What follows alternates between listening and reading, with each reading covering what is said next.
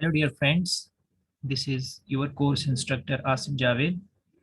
I welcome you back to CL Latif's Academy. Due to tight schedule of Ramadan, I could not post video in the morning.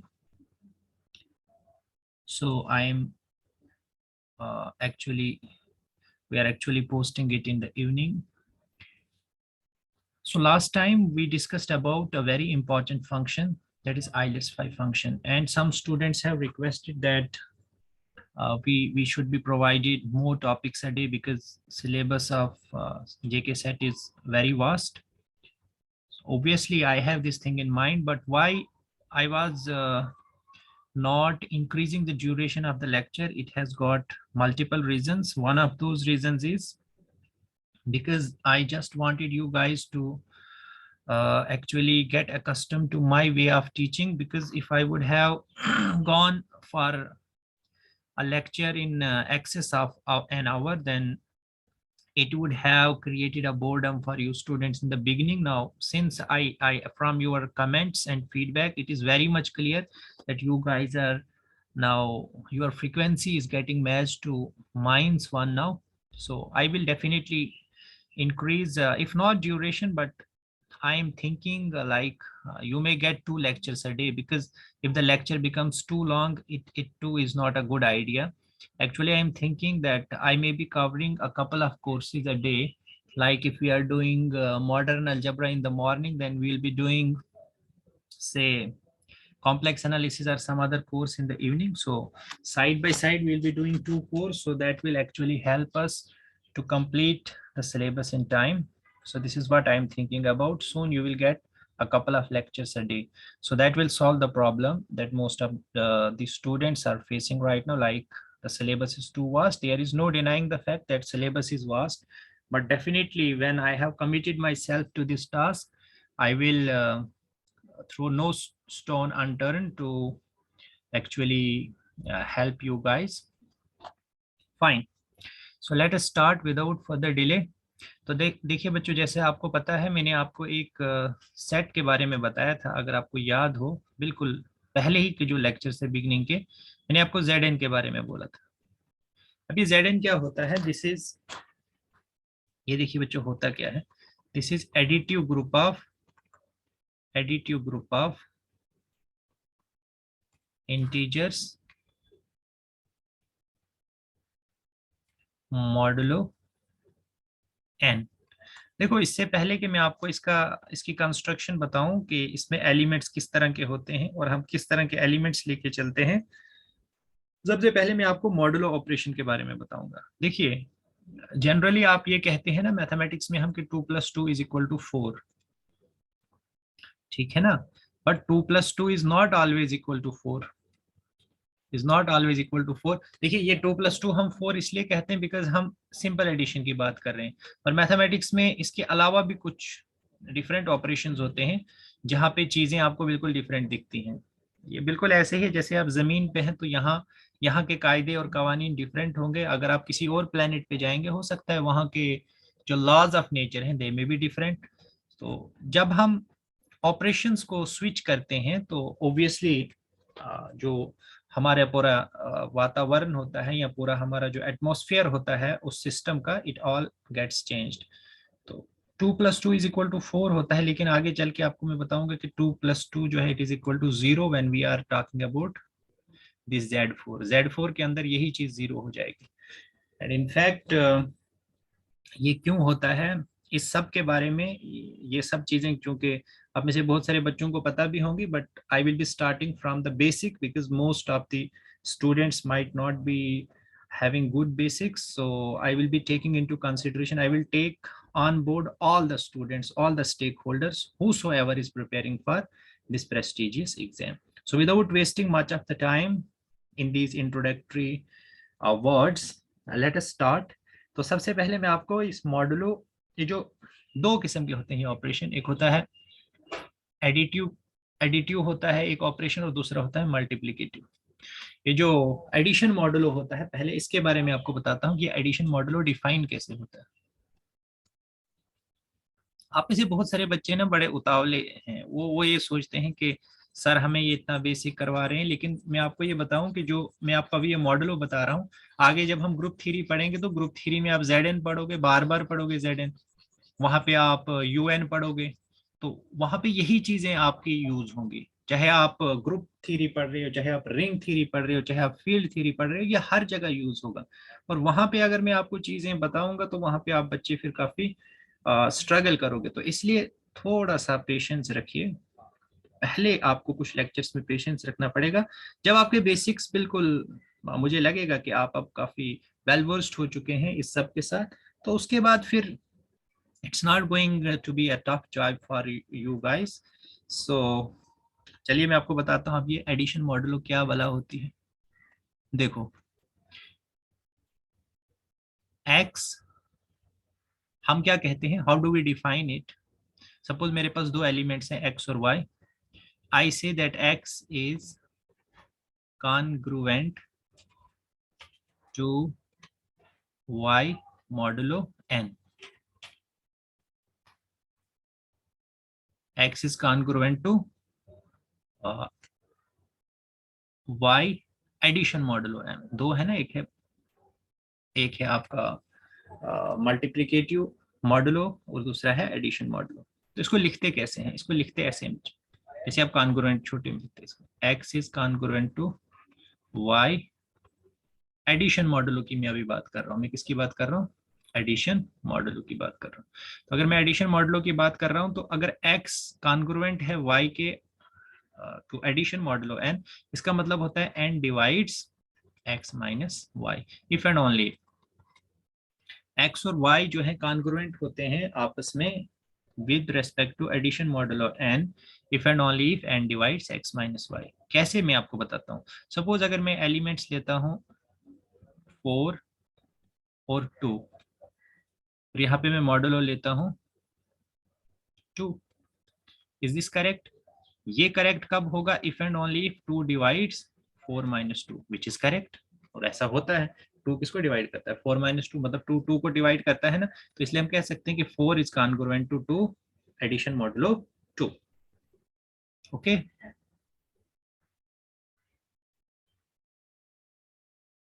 अब देखिए मैं अगर यहाँ पे लिखूं, suppose if I take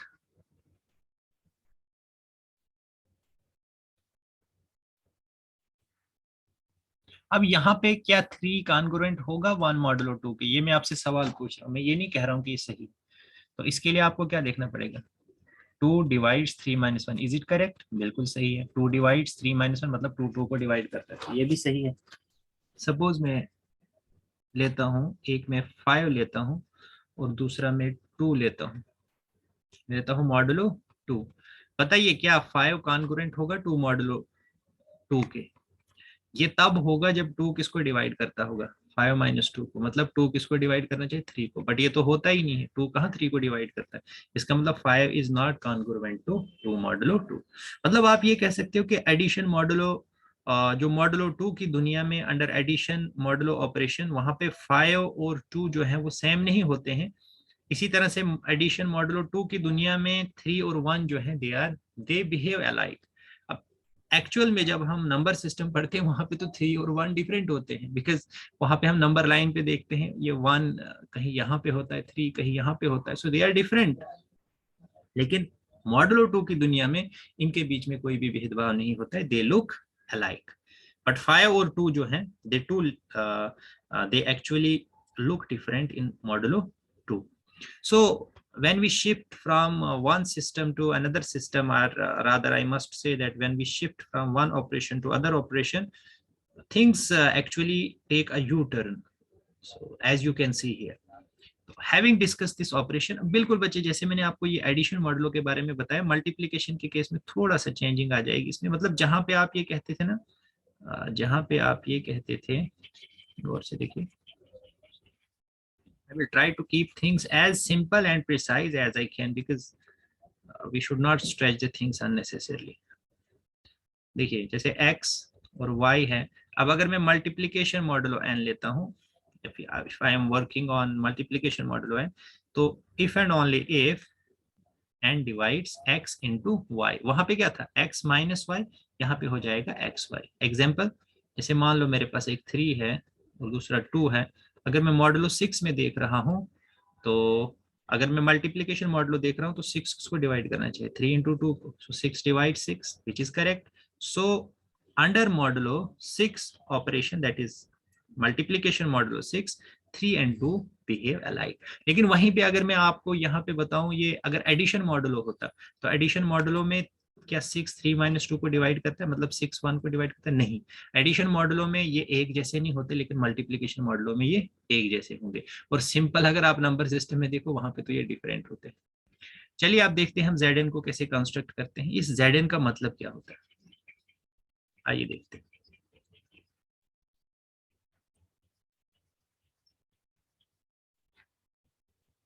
देखिए बच्चे, मैं आपको बिल्कुल आपकी जो मादरी जबान है, मदर टंग, मैं कोशिश करता हूं कि मैक्सिमम वर्ड्स मेरे उर्दू या हिंदी में रहें ताकि आप बच्चे समझ पाओ. हमारा यहाँ पे मकसद जो है, we are not here to actually debate on the grammar of the language and all that. हम यहाँ पे इंग्लिश नहीं, हमारा मकसद है यहाँ पे सीखना. इंग्लिश आप और भी कहीं पे सीख सकते हैं. यहाँ पे मेन मकसद है हमारा मैथमेटिक्स को सीखना. सो मैथमेटिक्स को हम जैसे भी सीख सकते हैं, क्योंकि मैक्सिमम बच्चे जो हैं इन नॉर्थ इंडिया में हम हिंदी और उर्दू को अच्छे से समझते हैं. It's a different story they are in South India, वहाँ पे ज़्यादा ये जबानें नहीं बोली जाती. लेकिन नॉर्थ इंडिया में जो है, और ख़ास तौर पे जम्मू कश्मीर के मैक्सिमम बच्चे उर्दू और हिंदी से परिचित हैं. तो इसलिए मुझे लगता है इस लैंग्वेज में आप बच्चे कंफर्टेबल होंगे. तो चलिए देखते हैं Zn क्या होता है. देखो, ये Zn जो होता है, इसके एलिमेंट्स क्या होते हैं? 0 1 2 3 4 एंड सो ऑन. कहां तक होंगे बच्चे? n-1, n-1 तक इसके एलिमेंट्स होंगे. सो इसी तरह से अगर मैं Z3 ले लूं, Z3 के कहां से कहां होंगे? 0 1 अप टू 3-1, मतलब 2 तक. Z6 होंगे तो इसके एलिमेंट्स कहां से कहां तक होंगे? 0, सॉरी दिस इज 0,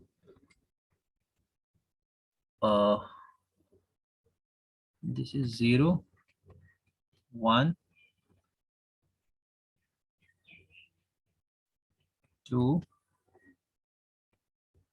3 4 5.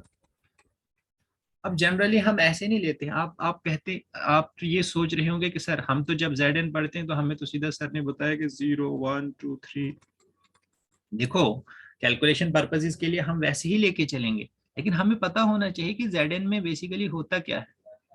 ये बच्चे अपने आप में एक क्लास होती है, ये एक इक्विवेलेंस क्लास होती है. ये क्या होती है? इक्विवेलेंस क्लास होती है. और rather I must say that ये Z की पार्टीशन होती है. मतलब ये Z को पूरे जो सेट ऑफ इंटीजर से उसको पार्टीशन कर देती है. मैं आपको एग्जांपल देता हूं. ऐसे मैं Z2 ले लूं, उसमें क्या लेता हूं? Z2 लेता हूं.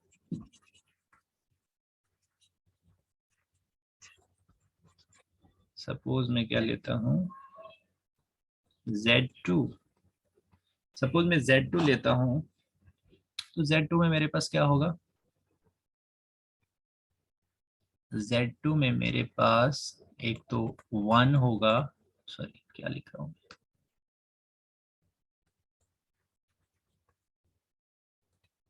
Z2 में मेरे पास एक तो 0 होगा और एक 1 होगा. मैंने कहा कि ये जो किसी भी Zn में जो बेसिकली ये आपकी ये क्लासेस होती हैं, ये तो कायदे से एक एलिमेंट के तौर पे यहाँ पे आ रहा है, लेकिन ये इक्विवेलेंस क्लासेस होती हैं. और ये पूरे Z को क्या कर देती हैं? पार्टीशन कर देती हैं. कैसे कर देती हैं? देखो, सबसे पहले मैं आपको बताऊंगा इस 0 का मतलब क्या है. 0 में बच्चे इसमें वो वाले एलिमेंट्स आते हैं, it consist of those integers, it consist of those integers which on division by 2, क्योंकि यहाँ पे मैंने n क्या लिया हुआ? 2. Which on division by 2 leave remainder 0. ये जो इक्विवेलेंस क्लास 0 है, इसमें वो वाले इंटीजर्स होते हैं जो 2 से डिवाइड होने के बाद रिमाइंडर क्या छोड़ते हैं? 0. अब मैं आपसे सवाल करता हूँ, ऐसे कौन से इंटीजर्स होंगे जो 2 से डिवाइड होने के बाद रिमाइंडर 0 छोड़ेंगे? ऑब्वियसली वो होंगे जो 2 से पूरे पूरे डिवाइड होते हैं। तो इसमें कौन कौन से आ जाएंगे? इसमें सभी 2 के मल्टीपल्स आ जाएंगे, मतलब प्लस माइनस 0 तो आएगा ही। अब प्लस माइनस क्या लिखना है, इसको 0 ही लिखो। +-2 +-4 +-6 +-8 +-10, इसी तरह से एंड सो ऑन। मतलब अगर आप ये देखो यहाँ पे इंटीजर्स को 0 1 2 3 4, -1 -2 -3 -4, तो ये वाले आएंगे 2 4 -2, ये 0 भी आ जाएगा, -4। ठीक है, तो कौन से ऐसे एलिमेंट्स हैं जो पूरे के पूरे 2 से डिवाइड हो जाते हैं? तो 2 भी हो जाता है, 0 तो हर एक से ही डिवाइड हो जाता है, ठीक है, 4 भी है, -2 भी है, -4 भी है, so they all get completely divided by 2। तो ऐसे इंटीजर्स जो 2 से डिवाइड होने के बाद 0 रिमाइंडर छोड़ते हैं वो इस इक्विवेलेंस क्लास में लाई करेंगे। तो ये इक्विवेलेंस क्लास क्या बनेगी? 0 +-2 +-4 +-6 एंड सो ऑन, बाकी भी सब आ जाएंगे इसमें इवन नंबर, चाहे वो नेगेटिव हो या पॉजिटिव हो। अब आइए इसको देखते हैं 1 को। 1 में कौन से आएंगे? 1 में आपके वो वाले इंटीजर्स आएंगे जो 2 से डिवाइड होने के बाद रिमाइंडर 1 छोड़ते हैं। तो कौन से होंगे वो? देखो ना, वो ये वाले होंगे। 1 होगा, 1 को जरा 2 से डिवाइड करो, 2 0 0, दिस इज 1, सो इसने क्या रिमाइंडर छोड़ा? 1। अच्छा, अब आगे देखिए 3, देखिए 2 1 2, 3 -2 1। इसी तरह से -1 ले लीजिए, 2 0, इसी तरह से आपका -1 -3 -5 -7 एंड सो ऑन। ये सब के सब जो हैं आपके, ये क्या बन जाएंगे आपके? ये वो वाले इंटीजर्स हैं जो 2 से डिवाइड होने के बाद रिमाइंडर क्या छोड़ते हैं? 1। तो इसका मतलब कौन से? +-1 +-3 +-5 +-7 +-9 एंड सो ऑन, ये वाले आ जाएंगे आपके इक्विवेलेंस क्लास ऑफ 1 में। तो कुल मिला के हमने क्या देखा? What do we C?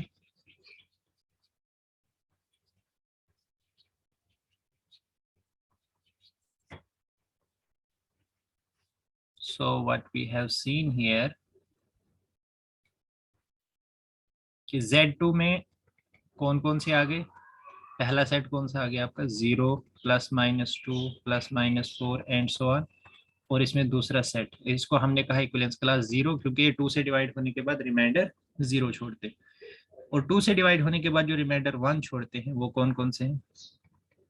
+-1 +-2 +-3 +-4 plus sorry not 2, +-1 +-3 +-5 +-7 and so on. ये आपका Z2 हो गया। अब गौर करो बच्चे आप इस पे, मान लो मैं इसका नाम दे देता हूँ, हाँ ये 0 है और ये 1 है। अब आप गौर से अगर देखोगे तो पार्टीशन में हमने कहा था ना कि पार्टीशन में क्या होता है कि उनकी यूनियन वो पूरा सेट जनरेट करनी चाहिए। तो देखो इसकी यूनियन किसको जनरेट कर रही है? Z को। और दूसरी तरफ से आप देखो इनकी इंटरसेक्शन भी क्या है? दिस इज एम्प्टी सेट, आपस में डिसजॉइंट भी है। और साथ में ये सभी नॉन एम्प्टी हैं। 0 को देखो, ये भी नॉन एम्प्टी है, ये भी नॉन एम्प्टी है।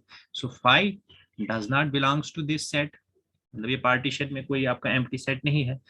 तो ऐसी कंडीशन जब सेटिस्फाई हो जाती है तो इस कलेक्शन को हम कहते हैं पार्टीशन ऑफ जेड।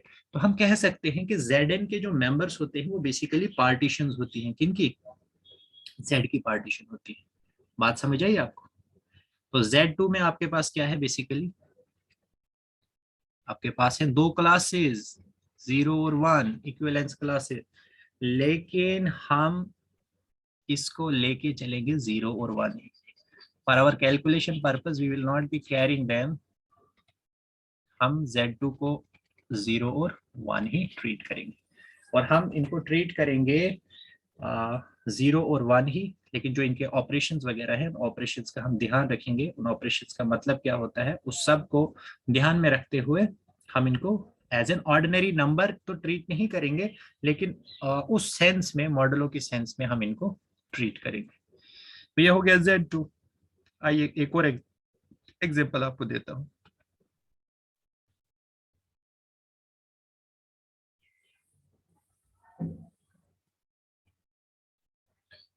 अब देखिए नेक्स्ट हम एग्जांपल लेते हैं। सपोज मैं Z3 लेता हूँ, तो Z3 में कौन कौन से आ जाएंगे, 0 1 2। अब आप कहोगे कि सर आपने कहा था कि पार्टीशन करती है, कैसे पार्टीशन करती है? तो चलिए देखते हैं। 0 में कौन से आएंगे, 0 में वो एलिमेंट्स आएंगे जो 3 से डिवाइड होने के बाद रिमाइंडर 0 छोड़ते हैं, तो वो कौन से हो जाएंगे, प्लस माइनस 3 के मल्टीपल्स हो गए। एक तो 0 आएगा, +-3, +-6, +-9 एंड सो ऑन। उसके बाद हमने देखना है जो 1 छोड़ते हैं, तो 1 वाले में कौन से होंगे, मतलब इनमें प्लस कीजिए आप 1, ये हो जाएंगे आपके +-4, +-7, +-10 एंड सो ऑन। इन सबको आप जब 3 से डिवाइड करेंगे तो रिमाइंडर क्या आएगा, 1। फिर आप लीजिए, उसके बाद कौन से, जब आप इनको 3 से डिवाइड करेंगे तो रिमाइंडर 2 आना चाहिए, तो ये कौन से आएंगे, +-5, +-8, +-11 एंड सो ऑन। 3 से डिवाइड करेंगे तो क्या आएगा, रिमाइंडर क्या आएगा आपका, 2 आएगा। अब इन तीनों का यूनियन देख लीजिए आप, देखो, let us see the union, just a second.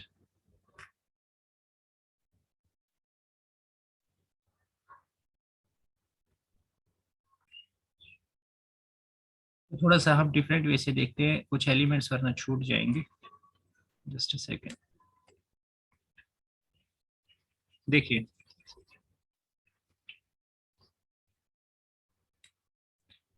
जो आपके 0 वाले हैं वो एलिमेंट्स किस तरह के होंगे, 3K के टाइप के, where K belongs to integers. तो इसमें कौन कौन से आ जाएंगे, में आ जाएगा आपका 0। अब K प्लस और -1 लेंगे तो +-3, प्लस और -1 लेंगे तो +-6 एंड सो ऑन। ठीक है।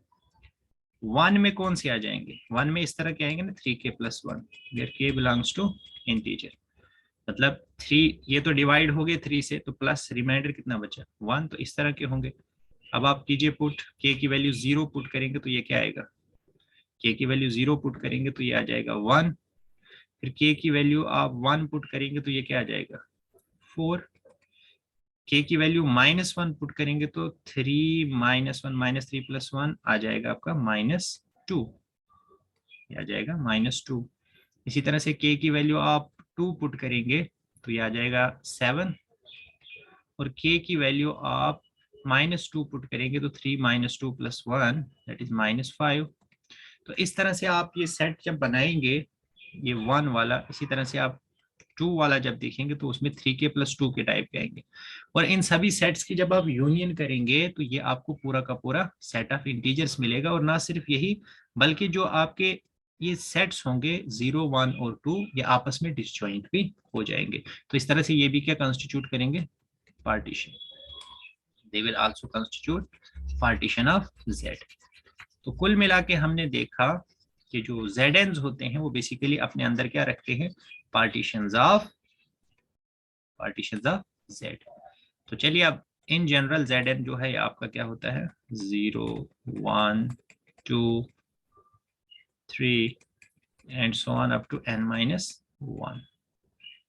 लेकिन हम इसको लिखेंगे कैसे आज के बाद, सिंपली 0 1 2। लेकिन अगर हमसे कभी सवाल पूछा जाए कि 0 1 2 होते क्या है, we must be knowing that they are actually 0 is those integers which are dividing by n leave remainder 0, 1 consists of those integers which are dividing by n gives the remainder 1, and similarly for others। अब हम देखते हैं कि इनका किस तरह से, अगर हम कोई भी दो एलिमेंट्स Zn में लेंगे, सपोज मैं x और y लेता हूँ Zn में, तो x is congruent to y modulo n if and only if n divides x minus y, क्योंकि यहाँ पे हम एडिशन मॉडुलो की बात कर रहे हैं, ठीक है। आगे चल के मैं आपको बताऊंगा कि ये जो स्ट्रक्चर होता है ये ग्रुप होता है। Just a second.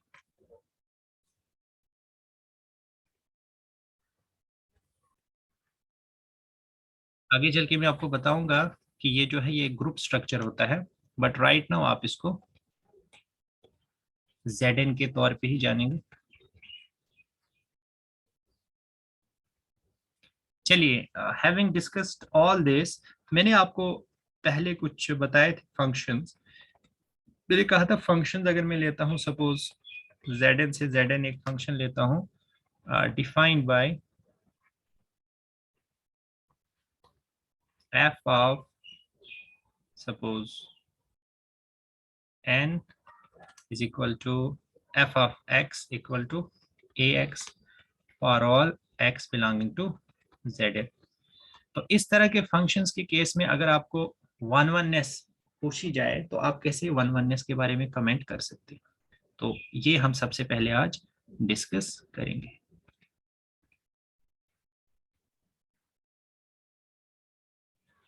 अब मैंने आपको कहा कि इस तरह के फंक्शंस के बारे में हम डिस्कस करेंगे, इनकी वन वननेस के बारे में पूछा जाता है कभी आपसे एग्जाम में, इसकी ऑन टू नेस के बारे में एग्जाम में, जैसे इस तरह का क्वेश्चन आपसे पूछा जाए, क्वेश्चन आपसे किस तरह से पूछा जाएगा,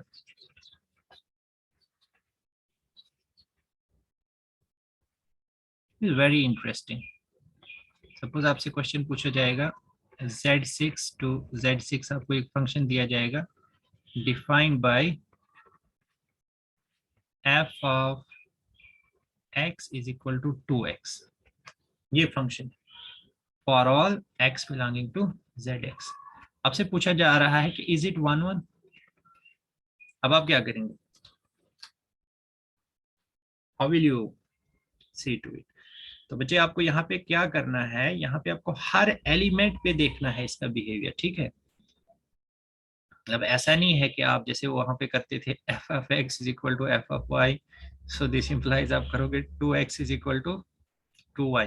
देखो यहाँ पे एक अहम चीज जो मैं आपको बताना चाहता हूँ, देखो जब आप नंबर सिस्टम में यही चीज करते हो, वहां पे आप 2 को कहाँ से चूज करते हो, r से। और बच्चे ये जो r होती है ये आगे चल के हम पढ़ेंगे, ये फील्ड होती है, और फील्ड में मल्टीप्लीकेटिव इनवर्स एग्जिस्ट करता है। क्या एग्जिस्ट करता है, मल्टीप्लीकेटिव इनवर्स। इसका मतलब हम 2 को 2 के इनवर्स के साथ और इस तरफ भी 2 के इनवर्स के साथ मल्टीप्लाई करते हैं, इस वजह से x किसके इक्वल आ जाता है, y के इक्वल। लेकिन जो ये आप हम एलिमेंट्स ले रहे हैं ये फील्ड से नहीं ले रहे हैं, ये Z6 से ले रहे हैं। कहाँ से, Z6 से। और Z6 जो है ये फील्ड नहीं है, तो इसलिए ये वाली जो टेक्निक आप लगा रहे हैं f of x equal to f of y, 2x equal to 2y, और ये कैंसल कैंसल करने का मतलब आप 2 इनवर्स से इसको यहाँ भी मल्टीप्लाई कर रहे हैं, यहाँ से भी, या डिवाइडेड बाई 2 जिसे आप कहते हैं, तब जाके x इक्वल टू y आता है। But situation here is, scenario here is different. यहाँ पे हम फील्ड में काम नहीं कर रहे हैं, यहाँ पे Z6 में हम काम कर रहे हैं। तो इसलिए ये वाली टेक्निक तो गई, इसका मतलब ऐसे तो आप चेक नहीं कर पाएंगे, तो फिर आप चेक करें तो करें कैसे। अब जाएं तो जाएं कहाँ, व्हाट टू डू। आइए बच्चे मैं आपको बताता हूँ कि यहाँ पे क्या करना है आपको। देखो पहले हम प्रॉपरली देखेंगे वन बाय वन। सपोज मैं 0 पे चेक करता हूँ, 0 पे इसकी वैल्यू क्या होगी, 2 into 0, so 0 is equal to 0। F of 1 पे देखिए, this is 2 into 1, this is equal to 2। F of 2 पे देखिए, this is 2 into 2 which is equal to 4, no problem. Under modulo 6 भी ये 0 2 2 के बराबर ही होगा, 4 4 के बराबर ही होगा, ठीक है। ये किसी और के बराबर नहीं होगा, ठीक। अच्छा, एफ ऑफ 3 पे देखिए, एफ ऑफ 3 पे इसकी वैल्यू हो गई 2 into 3 which is equal to 6। लेकिन 6 जो होता है बच्चे under modulo 6, this is congruent to 0 modulo 6। Under modulo 6 जो है ये किसके इक्वल हो जाता है, 6 0 के इक्वल। क्यों, बिकॉज 6 डिवाइड्स 6 माइनस 0। इसका मतलब मॉडुलस मॉडुलो 6 की दुनिया में 6 और 0 डिफरेंट नहीं होते हैं। दैट मीन्स एफ ऑफ 3 जो कि 6 के बराबर आया था, it will be equal to 0 in sense of modulo 6, additive group of integer modulo 6। So F of 3 कहाँ पे चला गया? 0 पे। बस यहाँ से आगे आपको नहीं करना है। 0 भी कहाँ चल, देखिए ये भी आपका Z6 था, ये भी Z6 था, तो यहाँ पे आपने क्या देखा, 0 1 2 3 4 5 यहाँ पे होंगे और 0 1 2 3 4 5 यहाँ पे। 0 कहाँ पे चला गया? 0 पे। और 3 भी चला गया 0 पे। इसका मतलब ये 1 1 है ही नहीं। आगे क्या चेक करना है? दो डिफरेंट एलिमेंट सेम पे चले गए, that means this function is not 1 1। एक और एग्जांपल लेते हैं। Let me take another example.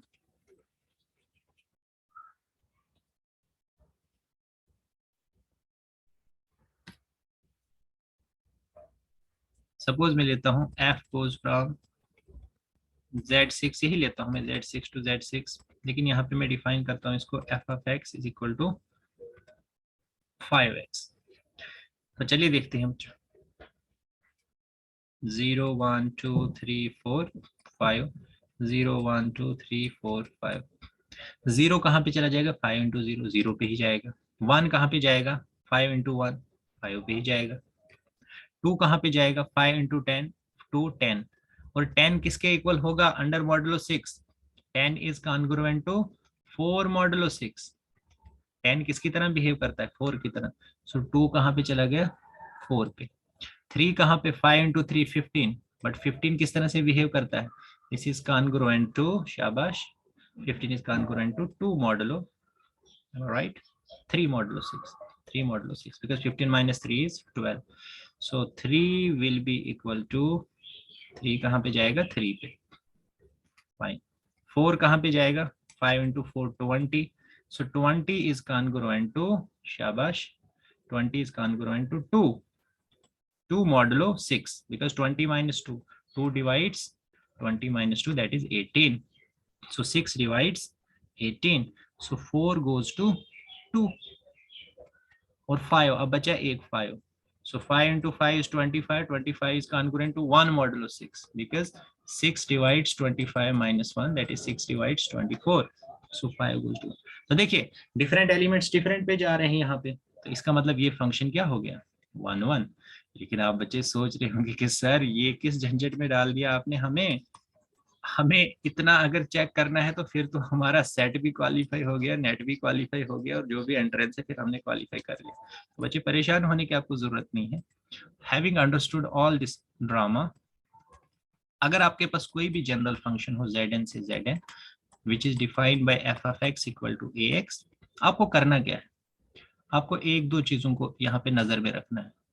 कौन कौन सी चीजें हैं वो देखना बच्चे। What are those things?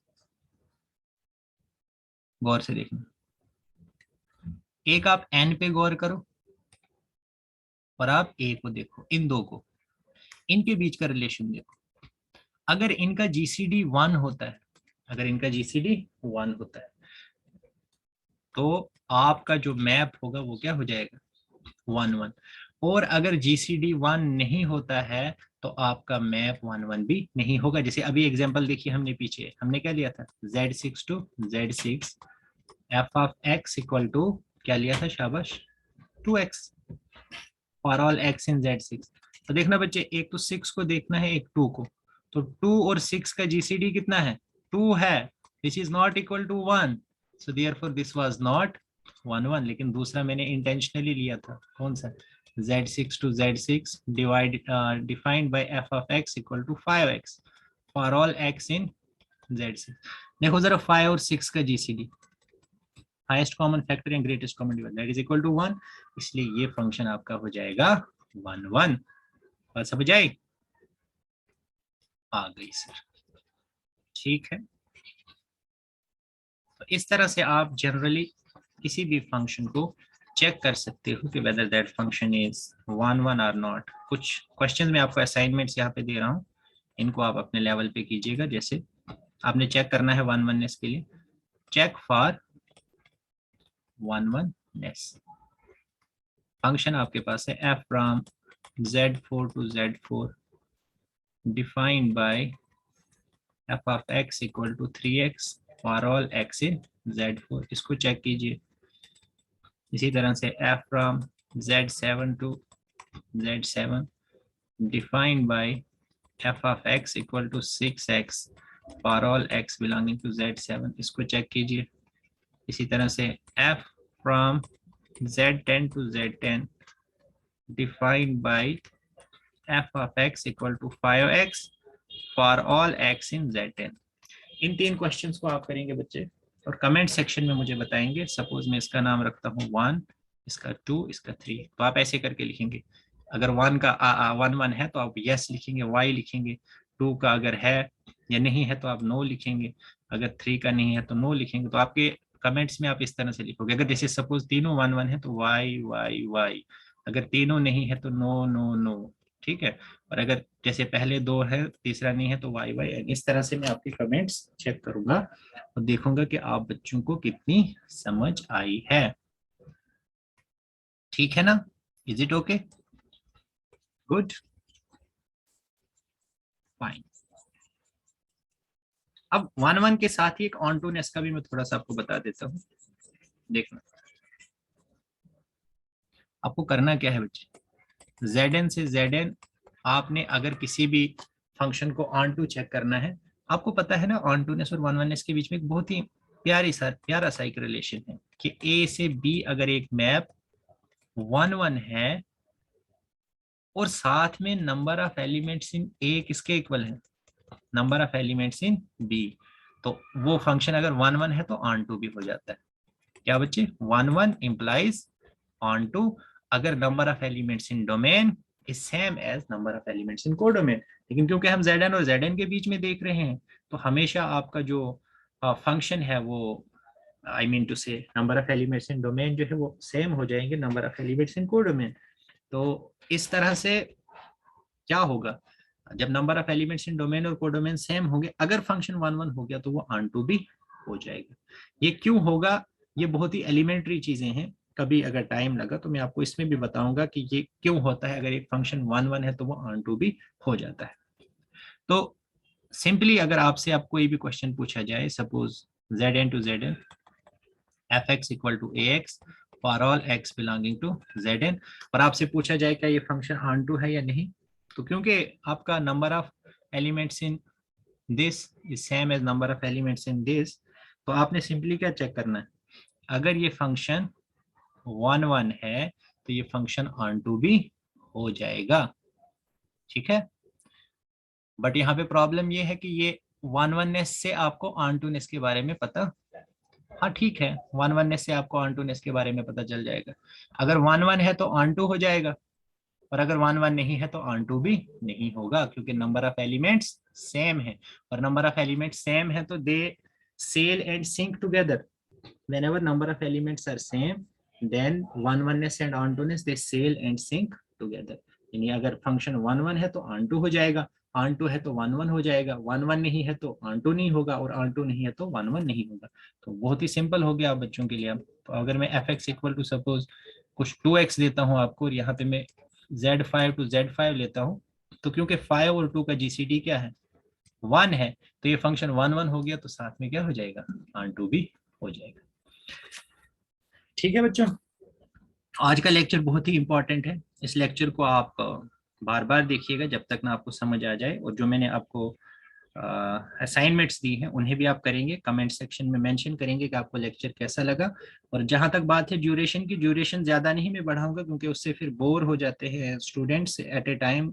आपको बहुत ज़्यादा जब पढ़ना पड़ता है, इसके लिए मैं ये करूँगा कि आपको 2 लेक्चर्स मिलेंगे, एक मॉर्निंग में एक इवनिंग में, तो उससे हमारा ये वाला प्रॉब्लम जो है वो सॉल्व हो जाएगी। So this is all I have from today's lecture.